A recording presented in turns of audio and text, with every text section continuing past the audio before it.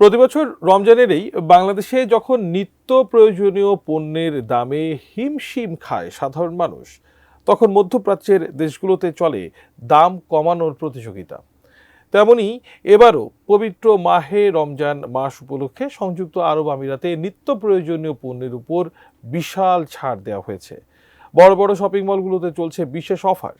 দেশটিতে মোট 10,000 পণ্যে 50%-এরও বেশি ছাড় দেওয়া হয়েছে। আরো জানাচ্ছেন এসআই রাজ। বছরের অন্যান্য সময়ের তুলনায় রমজানে আমিরাতে সব পণ্যের চাহিদা বাড়ে। এ সময়ে কোনো অসাধু ব্যক্তি যেন অতিরিক্ত মুনাফা অর্জন করতে না পারে সেটি নিশ্চিত করার চেষ্টা করে দেশটির সরকার। তাই পবিত্র মাহে রমজান মাস উপলক্ষে 10,000 পণ্যে 50%-এরও বেশি ছাড় ঘোষণা করেছে আমিরাতের 644টি প্রধান সুপারমার্কেট। এর মধ্যে একটি কোঅপারেটিভ একাই 35 মিলিয়ন দিরহাম মূল্যের ছাড় দিয়েছে বলে জানিয়েছে দেশটির অর্থ মন্ত্রণালয়। বসুন্ধরা ডায়া প্যান্ট এখন আরো উন্নত। এই hot air through top sheet দ্রুত শোষণ করে সোনামণিকে দেয় কোমল অনুভূতি। দুবাই ভিত্তিক সংবাদ মাধ্যম খালিজ টাইমস জানায়, যেসব সুপার মার্কেট ছাড় দেওয়ার ঘোষণা দিয়েছে তাদের মধ্যে রয়েছে লুলু হাইপার মার্কেট। আমিরাত জুড়ে তাদের 600টি শাখা রয়েছে।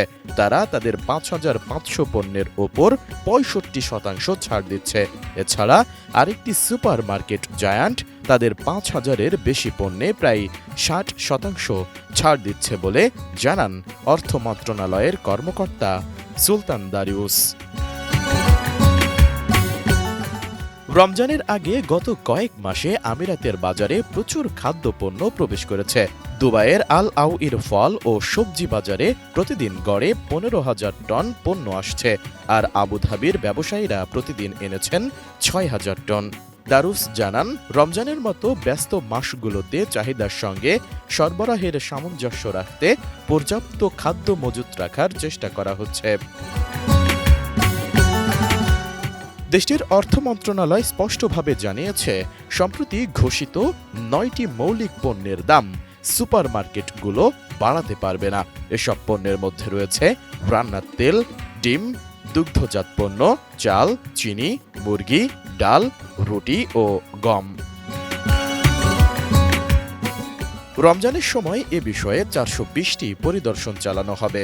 দারুস জানান, বাজার তদারকি শুধু সরাসরি পরিদর্শনের মধ্যে সীমাবদ্ধ নেই, বরং অনলাইন প্ল্যাটফর্ম ও হোয়াটসঅ্যাপ গ্রুপের মাধ্যমেও নিয়ন্ত্রণ করা হচ্ছে।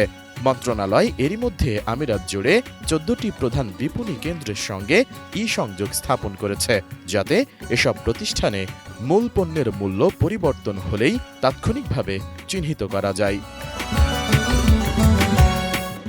এসআই রাজ, ডেস্ক রিপোর্ট, এটিএন নিউজ।